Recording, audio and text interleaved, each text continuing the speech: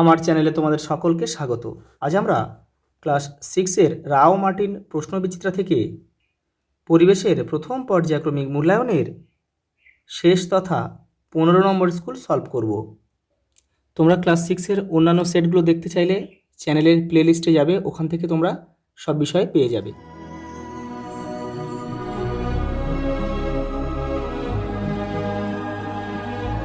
প্রথম প্রশ্ন দেখো, প্রদত্ত কোনটি অধাতু কিন্তু তাপের সুপরিবাহী? এটা হবে গ্রাফাইট। কুইনাইন ওষুধ তৈরি হয় যে গাছের ছাল থেকে? সেটা হচ্ছে সিঙ্কোনা।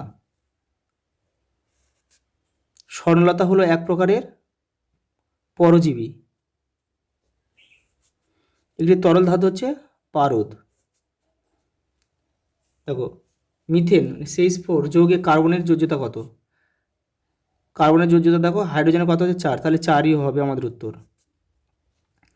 কার্বন টেট্রাক্লোরাইডের সংকেত হলো CCl4। পরেটা দেখো, ভৌত পরিবর্তন হলো লোহায় মরচে পড়া, এটা রাসায়নিক। দুধ থেকে দই, এটা রাসায়নিক।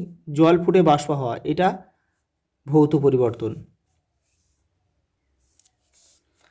অ্যাজোলা পানা বাতাসের যে গ্যাসকে আবদ্ধ করতে পারে সেটি হলো নাইট্রোজেন। প্রদত্ত কোনটি মৌল? জল, বায়ু, মিথেন, ম্যাঙ্গানিজ মৌল। চাল ফুটে ভাত হওয়া এক প্রকার, এটা যে একমুখী ঘটনা, কারণ কি ভাত থেকে আর কোনোদিন চাল করা যায় না। নিম্নোক্ত কোন পদ্ধতিতে বালি ও লোহাচুরের মিশ্রণ থেকে লোহাচুরকে আলাদা করা যায়? চুম্বকের সাহায্যে হবে এটা। পরেটা দেখো, ল্যাক্টোব্যাসিলাস হলো এক ধরনের ব্যাকটেরিয়া। পরেটা দেখো, ফিল্টার শূন্যস্থান পূরণ করো। ফিল্টার করার পর প্রাপ্ত তরলকে বলা হয় পরিশ্রুত। পরিশ্রুত। জল কি কি মৌল দ্বারা গঠিত? হাইড্রোজেন ও অক্সিজেন। অক্সিজেন, কারণ জলের সংকেত কিন্তু H2O। সত্য ও মিথ্যা লেখো। ভূমিকম্প একটি অভিপ্রেত ঘটনা, এটা মিথ্যা, কারণ ভূমিকম্প একটি অনভিপ্রেত ঘটনা, তাহলে এটা মিথ্যা হবে। মৌল X এবং Y যথাক্রমে ধাতু ও অধাতু। X এর যোজ্যতা 2, Y এর যোজ্যতা 3 হলে মৌল দুটির সমন্বয়ে গঠিত যৌগের সংকেত লেখো। তাহলে X এর হবে Y এরটা হবে, আর Y এর হবে X এরটা, অর্থাৎ X3 ও Y2।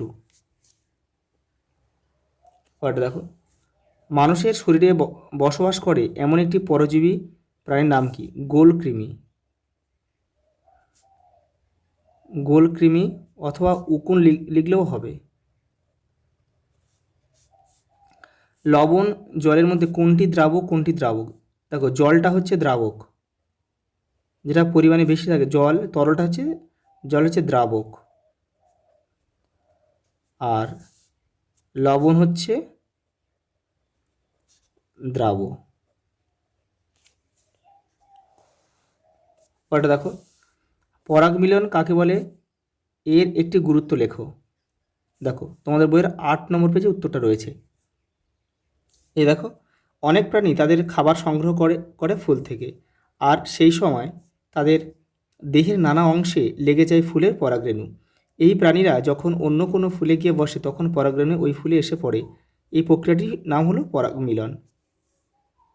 দেখো, এর একটি গুরুত্ব লেখো। পরাগ মিলনের একটি গুরুত্ব হচ্ছে কি বংশবৃদ্ধি। মিথজীবিতা কাকে বলে? উদাহরণ দিয়ে বুঝিয়ে দাও। দেখে নাও, রায়ান মার্টিন 25 নম্বর পেজে উত্তরটা রয়েছে। দেখো, প্রকৃতিতে দুটি বা তার বেশি ভিন্ন প্রজাতিভুক্ত জীব একে অপরের সাহায্যে বসবাস করলে এবং পরস্পর বিনিময়ের মাধ্যমে পুষ্টি পদার্থ সংগ্রহ করলে সেই ঘটনাকে মিথজীবিতা বা মিওবায়োসিস বলে। দেখো উদাহরণ হিসেবে বলা যায়, দেখো অ্যাজোলা ও অ্যানাবিনার মিথজীবিতার সম্পর্ক। অ্যানাবিনা ব্যাকটেরিয়া অ্যাজোলার পাতায় বাস করে, পরিবর্তে অ্যানাবিনা বাতাসে নাইট্রোজেনকে আবদ্ধ করে অ্যাজোলাকে দেয়, এতে অ্যাজোলার উপকার হয়। এবার দেখো ভৌত পরিবর্তন ও রাসায়নিক পরিবর্তনের মধ্যে 4টি পার্থক্য লেখা। দেখো রায়ান মার্টিন 62 নম্বর পেজে উত্তরটা রয়েছে। এখান থেকে তোমরা 4টে তোমাদের লিখতে হবে, এখানে 6টা রয়েছে, তোমরা এখান থেকে 4টে করে নেবে। প্রথমে সংজ্ঞাটা দেবে, তারপরে ছোট ছোট দেখে 3টে করে নেবে। পরে দেখো পর্যাবৃত ও অপর্যাবৃত ঘটনা কাকে বলে, উদাহরণ দাও। তোমাদের বইয়ের দেখো এটা 23 নম্বর পেজে উত্তরটা রয়েছে। দেখো এখান থেকে তোমাদের লিখতে হবে, এই যে একটা নির্দিষ্ট সময় পরে পরে যে ঘটনা পুনরায় ঘটে তাকে বলে পর্যাবৃত ঘটনা। আর দেখো যে ঘটনাগুলো কোনো সময়ের নিয়মে ঘটে না তাদের অপর্যাবৃত ঘটনা বলে। দেখো এই যে দেখো দিন থেকে রাত, আবার রাত থেকে দিন, এটা সব পর্যাবৃত ঘটনা। দেখো কোথাও দেখো ঝড়, বন্যা, এগুলো কিন্তু অপর্যাবৃত ঘটনা। পরের প্রশ্ন দেখো অক্সিজেনের 2টি ধর্ম লেখো। এই যে অক্সিজেন বর্ণহীন, গন্ধহীন, গ্যাসীয় পদার্থ, বাতাসের চেয়ে সামান্য ভারী। দেখো অক্সিজেন কোনো কিছুকে জ্বলতে সাহায্য করে কিন্তু নিজে জ্বলে না। পরের প্রশ্ন দেখো পাউরুটির গায়ে ফুটো থাকে কেন, তোমাদের বইয়ের 20 নম্বর পেজে রয়েছে। দেখো দেখো পাউরুটি তৈরি করতে কী লাগে, ময়দা বা আটা আর জল, আর দেখো আর লাগে ইস্ট। ইস্ট বা দেখো ইস্ট হলো এক ধরনের এককোষী ছত্রাক, ময়দা বা আটায় থাকা শর্করাকে ইস্ট ভেঙে ফেলে আর তৈরি করে কার্বন ডাইঅক্সাইড আর অ্যালকোহল। দেখো অ্যালকোহল ময়দা বা আটার মিশ্রণটাকে ফুলে ফেঁপে উঠতে সাহায্য করে ওই কার্বন ডাইঅক্সাইড। পরে ওই মিশ্রণ থেকে কার্বন ডাইঅক্সাইড বেরিয়ে যায়, আর বেরিয়ে যাওয়ার সময় কী হয়, পাউরুটির গা ফুটো হয়ে যায়। পরের প্রশ্ন দেখো কেলাসন বলতে কি বোঝায়। দেখো তোমাদের বই 54 নম্বর পেজে রয়েছে উত্তরটা। এই দেখো দ্রবণ থেকে কঠিন পদার্থের কেলাস তৈরির পদ্ধতিকে